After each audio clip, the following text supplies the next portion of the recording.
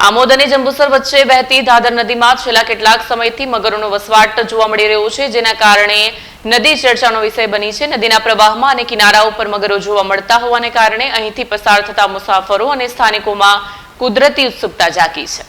આમોદ અને જંબુસર વચ્ચે વહેતી ધાદર નદીમાં છેલ્લા કેટલાક સમયથી મગરોના વસવાટને કારણે ચર્ચાનો વિષય બની છે। નદીના પ્રવાહમાં અને કિનારાઓ પર મગરો જોવા મળતા હોવાને કારણે અહીંથી પસાર થતા મુસાફરો અને સ્થાનિકોમાં કુદરતી ઉત્સુકતા જાગી છે।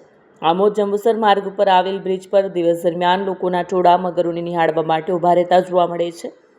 ઘણી વખત મગરો નદીના કિનારે શાંતિપૂર્વક પડેલા અથવા પાણીમાં તરતા નજરે ચડતા હોય છે, જે દ્રશ્ય લોકોને અનોખો અનુભવ કરાવે છે।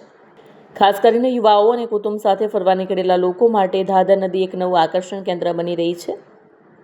જ્યારે મગરોના કારણે ધાદર નદી હવે આગવી ઓળખ પ્રાપ્ત કરી રહી છે। આમોદ નજીકનું ધાદર નદીનું કુદરતી સ્થળ જો યોગ્ય સુરક્ષા વ્યવસ્થા, સૂચના બોર્ડ અને દેખરેખ સાથે વિકસાવવામાં આવે તો ભવિષ્યમાં એક સુંદર કુદરતી દર્શન સ્થળ તરીકે વિકસી શકે એમ છે।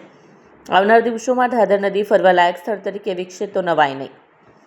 વિડીયો જર્નાલિસ્ટ મોહમ્મદ ખત્રી સાથે સત્યા ટીવી ન્યૂઝ, આમોદ।